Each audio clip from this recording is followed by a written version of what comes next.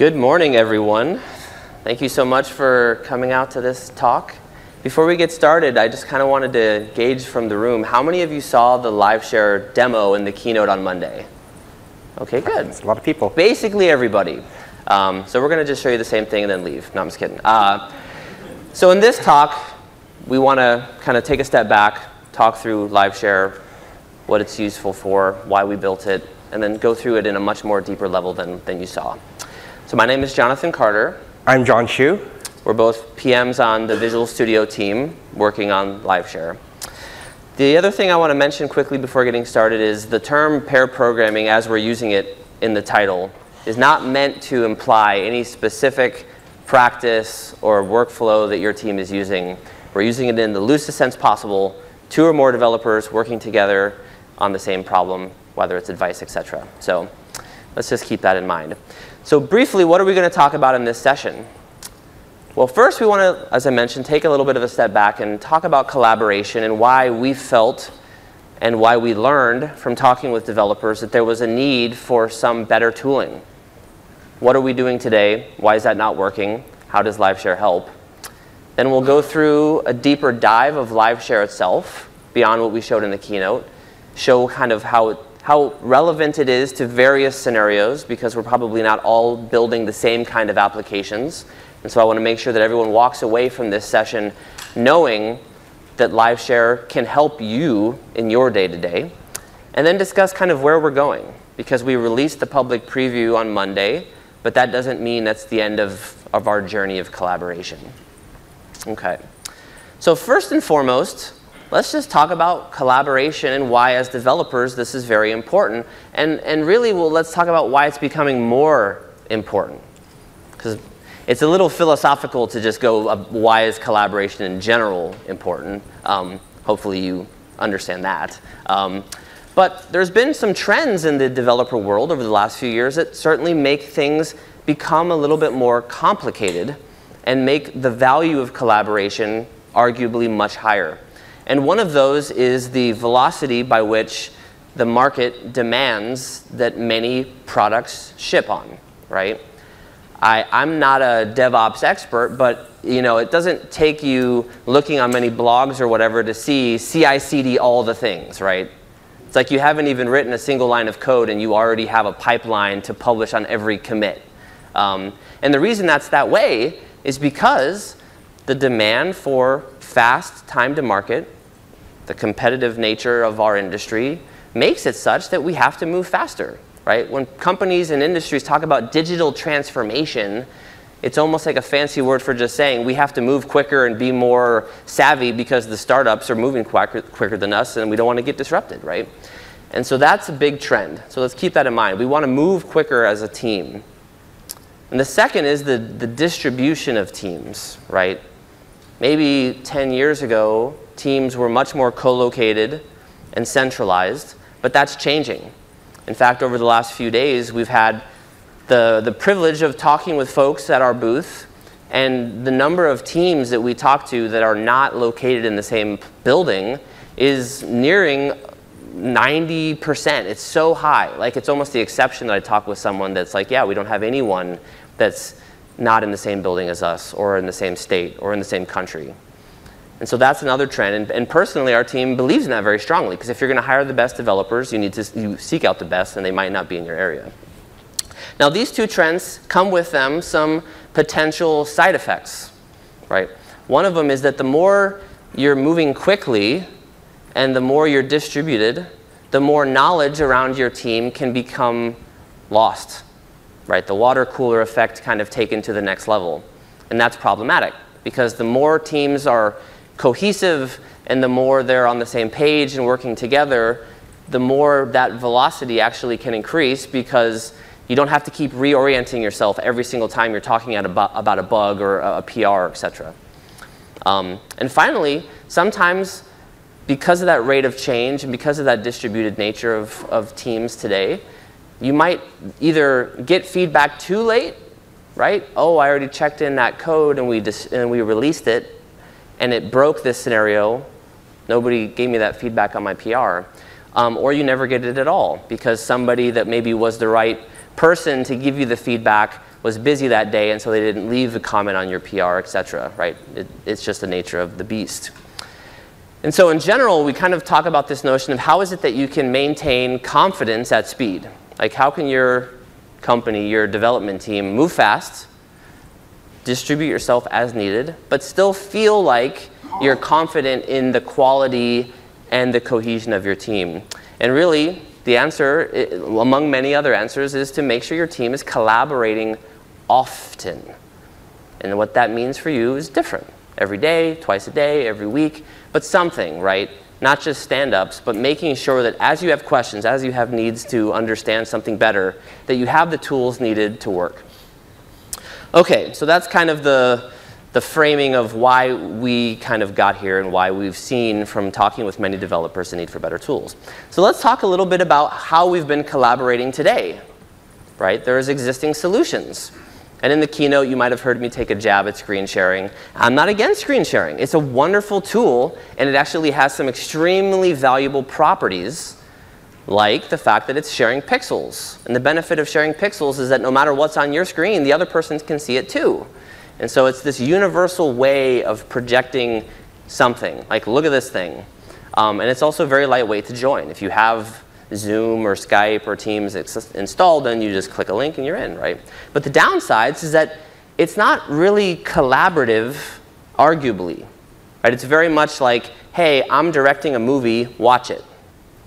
And if you want involved, you can ask me for the keyboard, but then you have it, and then I have to ask for it back. And so you have this kind of negotiation of control, right? When we use the term collaborative, what we mean is two people working together concurrently, not like ping-pong development. Also, latency is a problem, right? But not always for some people. And then the other notion is that it makes it inherently about one person's environment. And so John might be using a different tool or key bindings or window layout. And every time, if we want to collaborate frequently, we have to have that reorientation problem every single time he asks for help. And so there's some ways to improve that.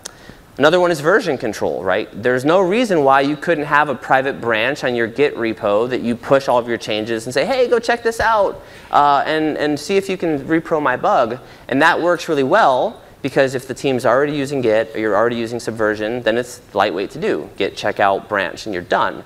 But then you kind of run into the does a repro on my machine problem, right? Because, oh, their environment's set up differently than yours, or they didn't have the right dependencies or the right SDKs, or they don't have access to the network resources that you do on their machine.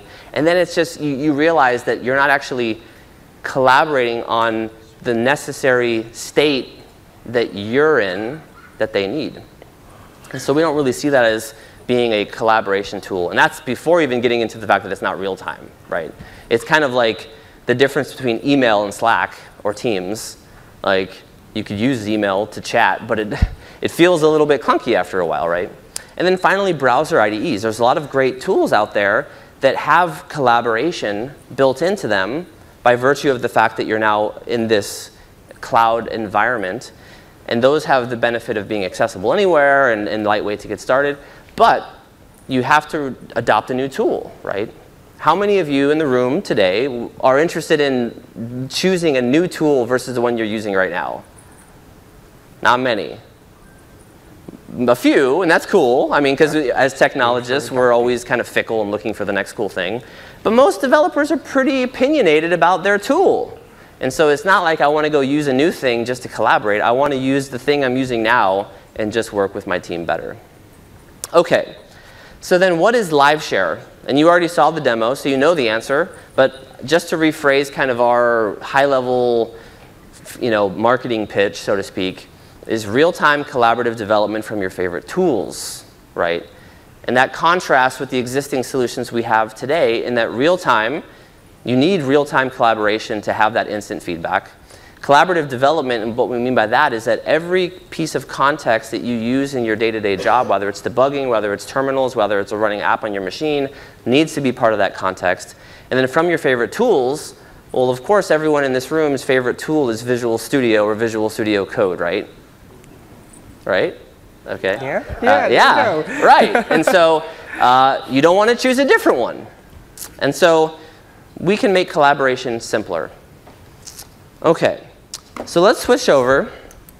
And we're going to walk through a demo that is somewhat similar to the one that you saw on Monday, but we're going to go into it in a lot more detail. Because like I mentioned, we've had the benefit of having worked with a bunch of folks over the last 2 days and hearing the questions that they ask us after they saw the keynote demo.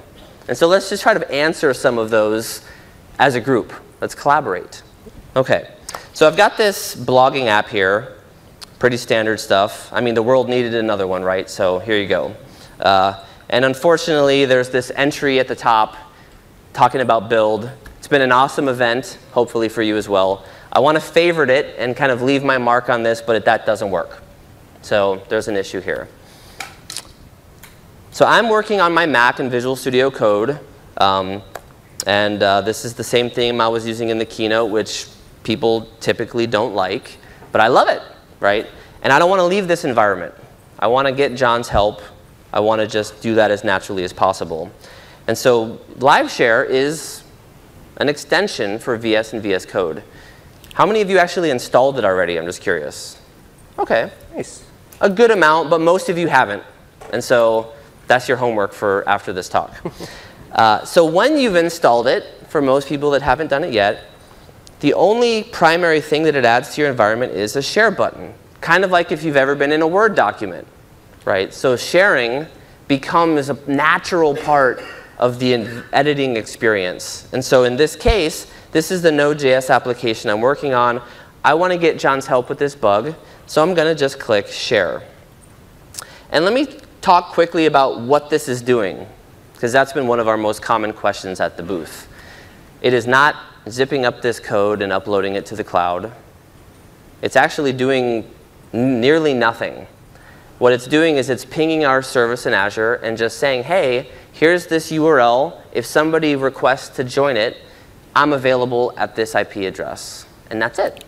And that's why it's so fast.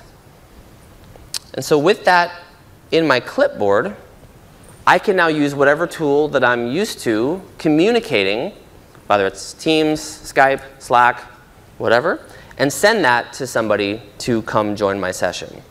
So in this case, I'm going to jump over to Teams and paste that in to John. And let's switch over to his machine and see what that looks like. Yeah. So on my machine, I get it on Teams. And as you can see, me and JC, we've collaborated a lot. We sent a lot of share links between each other. So what I can do is I can click on this link, and it launches my browser. And what that does is it sees that I have the LiveShare extension already installed. So what I can do is I can launch Visual Studio, and it will launch that, my IDE, the IDE of my choice, and it will start joining the session that JC has already created. It's going to, so when you initially get LiveShare, you would have to be able to sign in, and we allow for signing in using a Microsoft account or GitHub. You can use whatever is comfortable for you. In Visual Studio, you can use your personalization account, and it allows you to easily join into the session. And do you have Node.js installed on your machine? Nope, I don't have Node.js installed on my machine. I don't need to set up anything in my IDE to be able to collaborate with Jonathan. And when I join in, I'm instantly joined into the project. I can see in my Solution Explorer that I see all the files and folders that make up this project. Additionally, in the editor, I'm joined into the page the file that Jonathan is currently editing. So as he clicks around, I see his cursor. I can see his highlights. What I can do is I can show what's happening on his screen. And while I'm in there, I can also highlight. He can see my cursor. And we're able to see where we are within this file together. Yeah. So hopefully everyone can see how fast that is.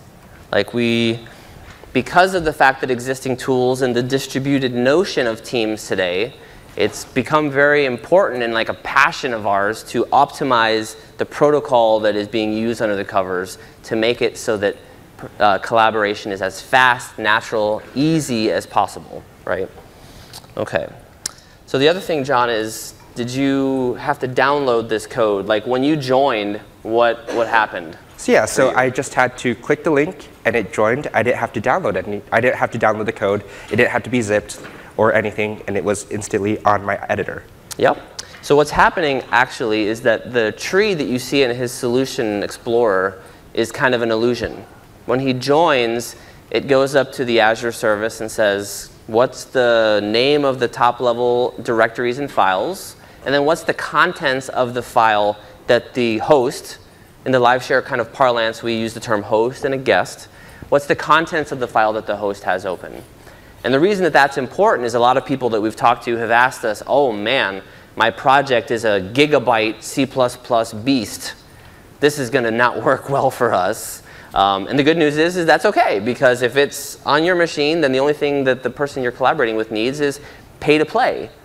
If he opens another file, so if John goes and navigates to something else, in this case comments.js, he only retrieves the contents of that file. So that way, the in experience of joining is as lightweight as the situation demands, right? And I think one of the cool things with that is that I can navigate to another file in the project while Jonathan stays in his own file. So we're able to independently navigate through this project to be able to look at different files while trying to figure out what's going on inside of this project. Exactly. And I want to talk to that point real quick because we have people that have said, well, how common is it that you have two people doing completely separate things at the same time in the same project? And the answer is, well, it depends, right? There are teams that do pair programming in the sense of, hey, we're working on the same feature. You go write the tests, I'll write the feature, and then we'll come together at the end and see if things pass. And so in that case, you'd have fully kind of parallel work. But the other thing that we see more commonly is what we call kind of micro-independence, where John and I are working on the same thing together, but there's periods where he needs to go look at the definition of a function or go look at something at the top of the file while I'm at the bottom. And being required to, like with screen sharing, interrupt the other person to do those kind of fleeting thoughts is enough to break you out of the comfort of the collaborative experience, right? And so, for example, John and I are now in different files, but if you wanted to refocus with me, you could, right? Yeah, exactly. So on my side, if I wanted to go back to where Jonathan is, say we're off in different files and we've gone off and done a little bit of exploration and we want to come back together, what I can do is I can go follow where Jonathan is. So we have different ways of following. In Visual Studio, there's icons to represent the different people that are inside of a collaboration session.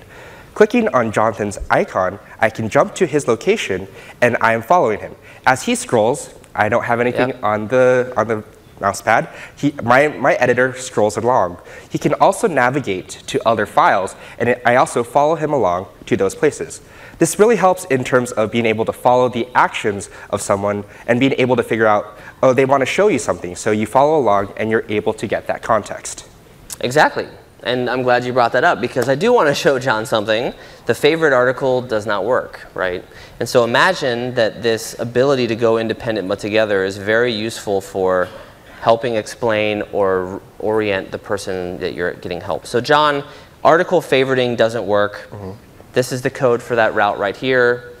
Any ideas what might be going wrong here? Anything would be super helpful. So yeah, so what I can do is I can do a little bit of exploration on this. And one of the cool things about LiveShare is that we get language service features. So what I can do is I can go into user and be able to peek the definition or look at what's going on there. So I can click peek definition and I'm able to see where it's defined. And the thing is with this is all being forwarded to me from Jonathan's machine. It's like I said before, it's nothing I've downloaded on my machine, so it's all being run on his. So looking at that, I get a little bit more of an understanding of how this user is defined. And it looks like there's something there, but we can dive a little bit deeper with some debugging as well. Do you want to show editing as well? Oh yeah, exactly. So what I can do is see, so one of the first things that I've seen is that Jonathan's using a lot of consts all over his code, but right here it's using a var. So how about I change that? So I can start typing out const, and I get IntelliSense completions. So this is all IntelliSense and language service forwarded from Jonathan's machine. So like I said, I don't have Node installed on my machine, so I'm seeing the IntelliSense completions as they are on Jonathan's machine. And even, hold on real quick, the error, right? Like once again, he doesn't have Node.js or any tools for Node.js, but he's able to edit my code and then have my environment detect and push that is syntactically incorrect. So yeah, so once I correct that, the error goes away and it clears out of my error list on both of our machines actually. Yes. So under the covers, just kind of a little bit of fact of interest for you guys is we're using actually the same protocol that Visual Studio and Visual Studio Code use to communicate with language servers to support IntelliSense and navigation for all languages. And the reason that's interesting is we've also had other people that, aside from the code base size, have expressed concern that, oh, the symbols database for my application is 700 megs, which is crazy. So once again, does the guest need to download that whole file in order to get completion? And once again, the answer is no, because it's only at the point that they say, give me the list of items at this file on this line, and that's how we can keep things nice and efficient. All right, John, should we maybe debug this app? Yeah, how about we go do that? OK, so you set a breakpoint on, let's say, line 200. OK. And what I'll do is I'll set the breakpoint, and you see the breakpoint on my editor, but let me show both of our editors. The cool thing is that when I set that breakpoint, it's also synced to Jonathan's machine. So between the two of us, we can set a bunch of breakpoints to wherever we want to go and break at when we're debugging. So when we actually do go through, we're able to stop at each of those points. Exactly. And the reason that we want to demonstrate this, and as I mentioned in the beginning, right, that we are trying to help provide collaborative development end to end, right? We've had tools that have enabled real-time editing for a little while, and that's really powerful. The language services on top take it the next step. But we know that there is much more to getting assistance or advice from someone than just being able to edit source code. And so debugging and that context that comes along with it is critical. So with John saying that breakpoint, let me hit F5 on my end. And what that's going to do is start up that session, as I would expect, right? Switch back over to the app, and then I'll attempt to favorite that article again, which, because we're in split screen view here, we see that we both hit the breakpoint, right? So both of our debuggers are attached to the running app on Jonathan's machine. And we both are stopped at the same breakpoint that we set earlier. So while we're debugging, as the guest in the session, I also have the ability to inspect and be able to understand what's going on there. What I can do is I can hover over different things and be able to see what's going on there. I can expand data tips, or I can go into the locals window or in the locals and variables in VS Code and expand things to be able to inspect what is going on inside. So yeah, it's looking like there's something there. How about we dive a little bit deeper? So we can negotiate control while we're debugging. So what I can do is I can step into this function to see what is going on in there. Well, let me do one first. So let me say, hey, I'm the expert here. I'm going to step over this line. I don't think that's the problem. OK. And then maybe you think we need to step into it. Yeah, I think we should step into this line. OK. So while Jonathan first did a step over, I can do a step into. And it goes into that function quickly. So yeah, and so both of us navigated into a new file where the function is defined, and we can see what's going on there. So let me try stepping over one more time. So given how this is written, I think what should happen is that this should step into the if statement. So I'm going to step over. Let's see. And looks like it didn't. It did not. So it looks like there's something wrong with how it's defined here. And it looks like it's an index error. Don't know how that got there. Does anybody know what line 62 should be doing? Yeah. Anybody see the bug? Collaborative development to the extreme. Yeah. If not, that's OK. You can scream it out. Yes. -1. Exactly right. Yeah. So I'll go in, and I'll change it to -1. And what I can do is I can save, and it saves the file. And on Jonathan's machine, you can see the way that we've set up this machine, this project, is that when I save, it automatically detects changes, and it reruns the debugger, and it kicks it off again, and we're both connected into the app again. Yes. So the powerful point about that is that it isn't just edits that we're synchronizing. It's also file saves. And many projects, whether it's .NET Core, Node.js, PHP, have tooling that is built around watching the file system to respond to it, right? So in this case, I have a debugger session that is wanting to refresh itself whenever a file is changed. And that way, John can restart the debugging session at this point. Now, like we did in the keynote, what I want to do is I could verify this fix myself, but I want John to be able to do that. And so let's use another feature of LiveShare that is part of that end-to-end collaborative development, right? So in this case, this app, let me switch back over to it and just highlight that it's running on localhost 3000, right? That's not Azure.com or something where I've deployed to a VM or a web app. It's on my machine. And so traditionally, what have we really done to solve this problem of making something available to other developers? Maybe you set up SSH and you let them connect to you, but then you have to create an account, and setting up SSH isn't necessarily the most user-friendly thing. There are services where you can create internet tunnels, but then you're using another tool, and then it's also not entirely cross-platform. But with LiveShare, you can just take advantage of the session that you've already created. So I'm going to say share server, and the port that the app is running on is 3000. And so we'll just get that and then go to John's machine so he can then view the app on his. So on my machine, I can go and look at the sharing menu and see the viewed shared servers. And there we see that the port that Jonathan has created and shared with me, I can access now. So what I can do is, with that port selected, I can open it in browser, and his localhost is mapped to my localhost now. So it shows as localhost on my browser, and it's going to start connecting to the running app on his machine. Oh, I terminated the app. Oops. 1 second. It's actually not slow. It's not running. OK, so there we go.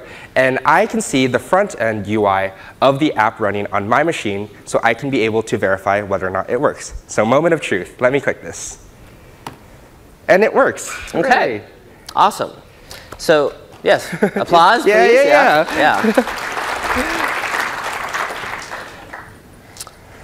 So in this case, let's talk a little bit about the shared server, because we've had a lot of people ask questions about this.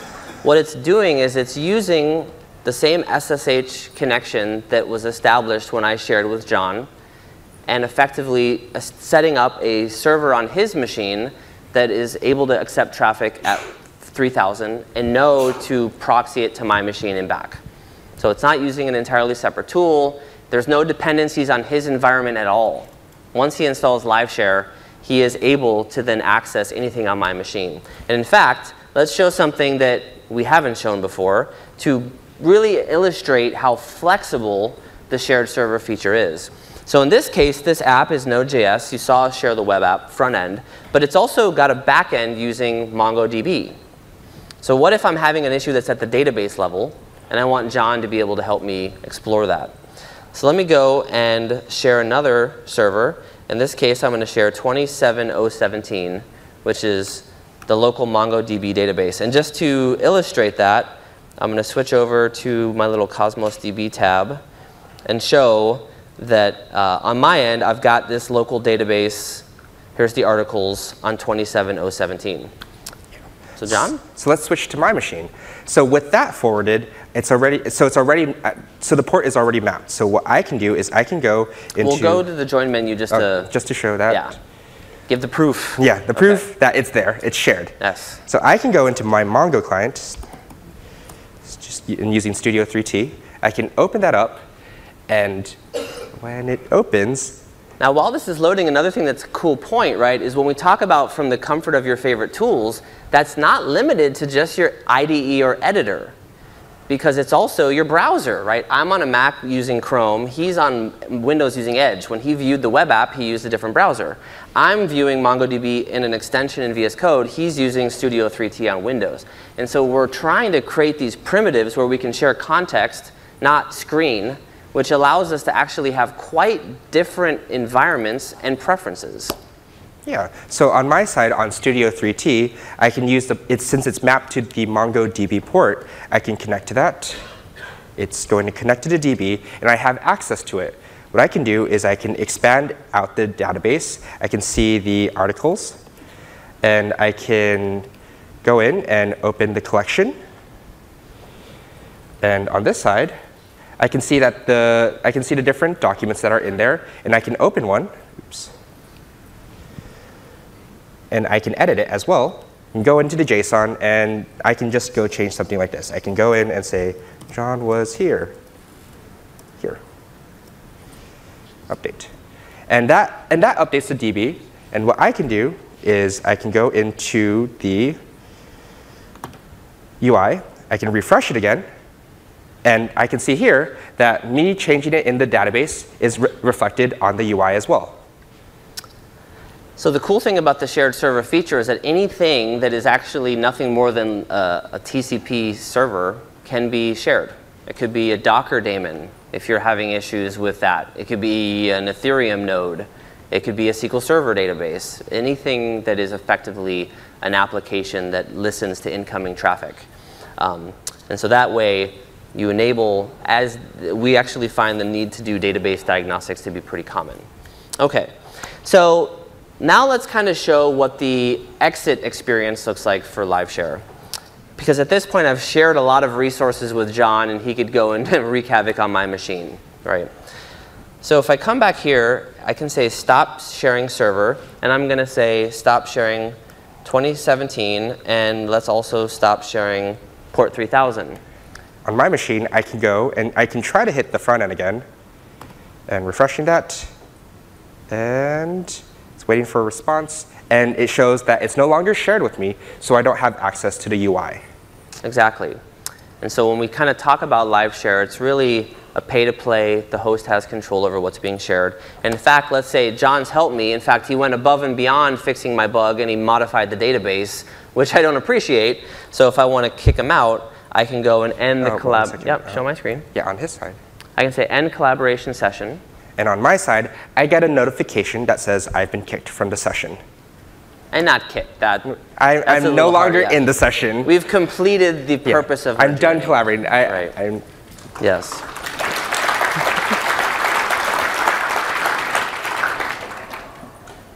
OK. So in the keynote, we showed Node. In this demo, we just showed Node. So is it just a Node tool? Fortunately, the answer is no.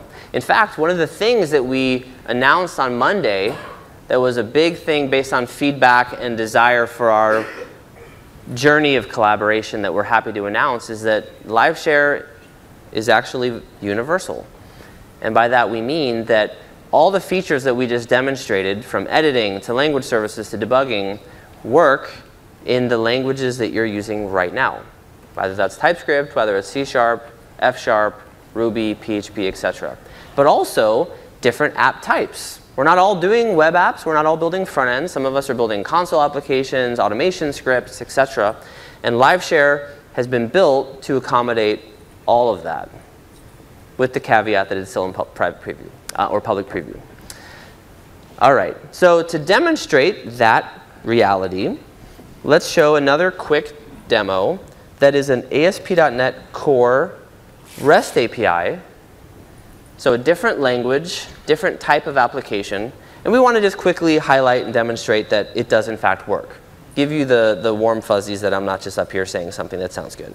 OK, so as you can see here, this is ASP.NET MVC Core. I'm going to hit share. And we'll send that link again to John on Teams. And once again, the thing that this illustrates is that the experience of sharing and having someone join is the same no matter what the project type is. And while he's doing that, I'm actually going to set a breakpoint and hit F5. Because imagine that this is the area that I want his help on. And so really, the main thing that we want to see is that everything that you saw in the first demo works the same way. Right? So it isn't necessarily an entirely fancy new capability. It's that this universal nature of the product is, in fact, true. Yeah, and on my side, you can see that I'm joined into the session, and it's already debugging. So my debugger is already started when I join it. Exactly. So in this case, how many of you, this is the Swagger UI, right? A very common way to describe a REST API. Let me just exercise the route that I set the breakpoint in. OK. Go into split screen. And so here we are, once again, broken, right? Not new, but it's important to note that this same experience would work if I opened up a PHP project, Ruby, Rust, whatever. So nobody in this room can leave today feeling like LiveShare isn't applicable to them. OK.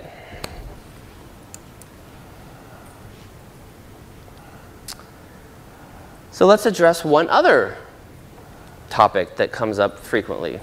And in fact, I just saw somebody point at somebody else, which must mean you were thinking this, and you wanted to know, this is cool, but it's also kind of crazy. So let's talk about what's going on. How can you feel confident that when you're sharing, you're doing the right thing? And what capabilities do we actually provide above what we just showed to make you feel even more confident as a guest? So all guests in a live share session are required to authenticate, right? You download the extension, you have to log in with either a Microsoft account, Azure AD account, or GitHub. And that's important because when somebody shares with you, they need to be able to know and verify that your identity is who they think you are. So it's not somebody joined my session. It's John Chu at Microsoft.com joined your session. And that makes me feel confident that, OK, that is who I believe him in.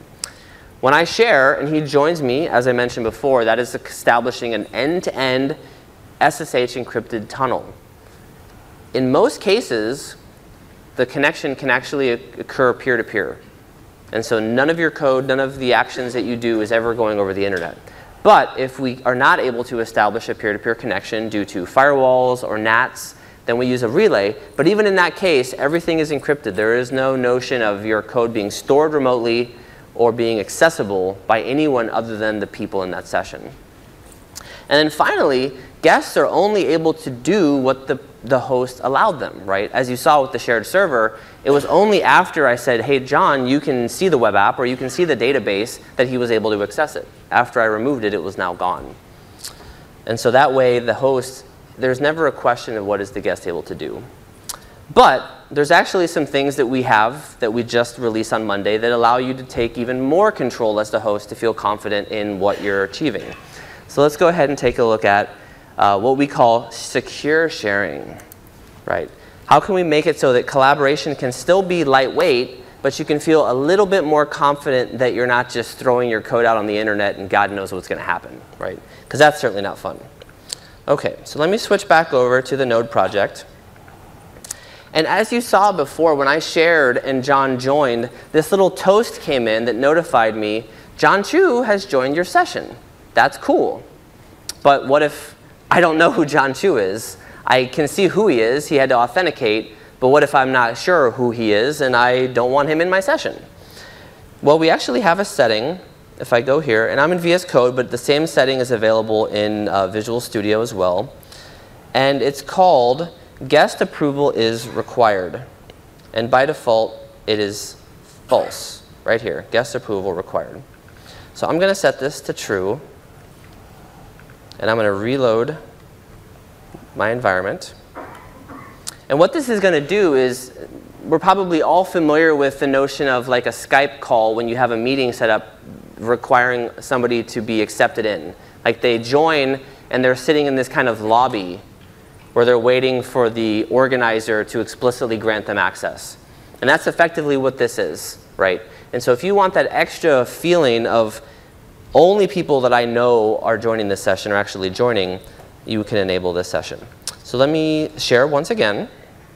And like we saw in the previous demos, it's going to give me a URL. Switch over to Teams. Share this link with John. And let's watch what happens when he joins. Yeah, so let me try to join that. And I'm going to use VS Code to join. And I will join it via that link. It will start to join. And let me show Jonathan's screen as I'm trying to join. Do you want to do the split screen? Yeah. OK, so actually this. So now you'll see it says John Chu wants to join your session. Allow them to join.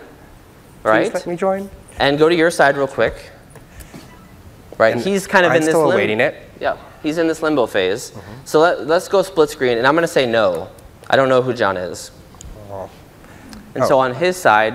On my side, you can see the notification that says the host has rejected your request to join the collaboration session. And you even get a little report a problem bug. So if you're really unhappy that somebody rejected you, you can file a bug on our GitHub repo for it. Yeah. Don't know why that is there. All right, so now John attempts to join again. Okay. But this time, I'm going to let him in. I'm gonna be nice and, OK, I guess John might be able to help me with this. And then what happens when I say yes, he can come in, is it'll be the same experience that you saw in previous demos. There we go. Oh. OK, now I'm joining. He didn't actually join. OK. And you'll notice here the little 0 count at the bottom is indicating how many guests or participants are in this session. OK, so here comes John Chu. He's actually a great guy. He can help me with this. And so as soon as I say yes, he's in, right? And so kind of talking about that point, once again, of that the host has control, we tried to make the experience as lightweight as possible. You share, you get a link, you give it to somebody they're in, you can see that they're in. But if you want that little bit more assurance that only people I know are in, this setting allows you to have that control. OK, now let's show one other thing in the realm of control and security. Leave it split screen. That this whole time I've actually been keeping things from John that he didn't know about. And that's because we have another feature called host-only files. That when you share, we want there to be no surprises that, uh-oh, I had some security credentials in a file in my project, and John just got them. And even though we're friends today, who knows what tomorrow may bring, right? Right? You write some bad code, and friendship can fade away quickly. And so what actually happens is that by default, any file, no, we leave a split screen. Any file that matches your gitignore, if you have one, will not actually be shared with the guest, under the assumption that we're all doing the right thing, right, and not checking in credentials or secrets into version control. Never do that.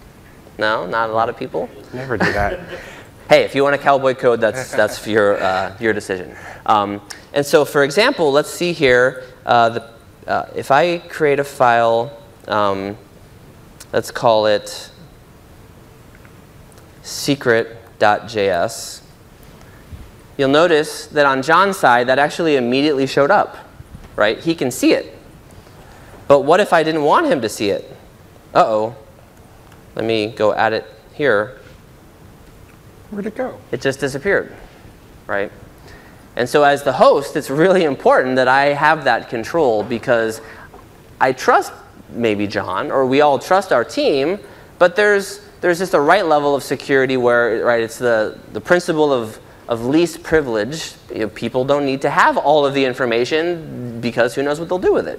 And so with this feature, right, a question? Yes. That was my question. Yes. Yes, he can. And so that's a great question. And so then what is the answer to that? Is it that it's a flimsy, like, no reality security feature? So the reason that you can modify the gitignore, oh, actually, Right now. try it, John. Let's just show it. Gitignore. Oh, gitignore is right there. Yeah. So I can remove that Yeah. and save it, and secrets are back. Right. So Get that's access to it again. kind of funny, right? So the gitignore is not meant to be the means of security. We use it as the default to be sensible out of the box. If you want hardened security, though, what we have is another file that I can add called vsls.json, which is Visual Studio Live Share.